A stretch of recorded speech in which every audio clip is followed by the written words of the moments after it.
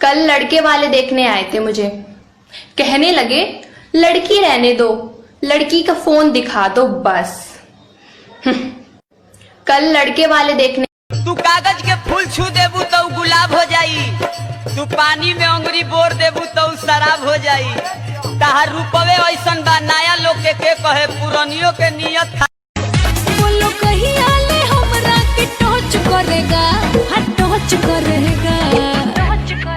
हो बड़ा डेंजर लगा है चारू पाई पलाई। हाई पढ़ल ससुर जी अनपढ़ आपकी डॉक्टर मांगीला जहिया वाटर देवे ले टमाटर।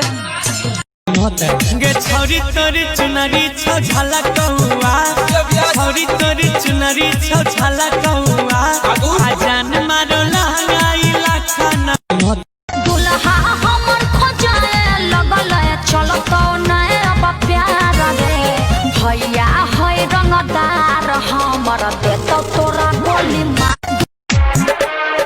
जतारू ससुरा भूली न जइहा, पियावा के बाही न झूली। ले आवत वरु दर्द के दवाई, अरे पूछ गइली सैया से रतिया चपक के। ककरी भइल बा कमरिया न पके। अरे न होश में मतलब तू जोश में, लागे न देबो भैये ये राजा जी मुआइए देबा का, तू काम जहुआई।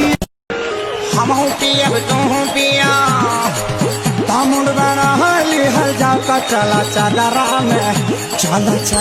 में यादरा मनाई। चढ़ली जवनिया में बारे न सैया, देवर हो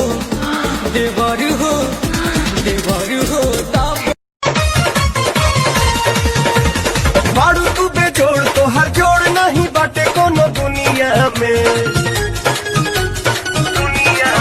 अरे बारू पापा आज मैंने भाग कर शादी कर ली, पर बेटा लड़की तो हाइट में बहुत छोटी है। पापा प्यार अंधा होता है। बेटा कोई बात नहीं, पर बहू का थोबड़ा तो दिखाओ। हेलो गाइस, साइंस बारू कमसी नहीं सकीन तो हर करी आई घाम पर।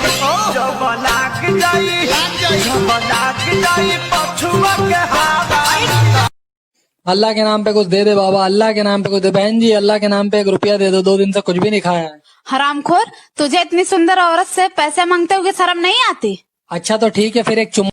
अरे चले लू मचक के हो रई चले लू मचक के तो हिले नीचे ऊपर और कहाँ बोल रहे हो? साजा के भौजी फैशन साजा के भौजी जात बाड़ी हो जब से। चीर के छाती देख लो करा दिल में पानी हम हो, जन्म साथ रहे के खैले बानी जा।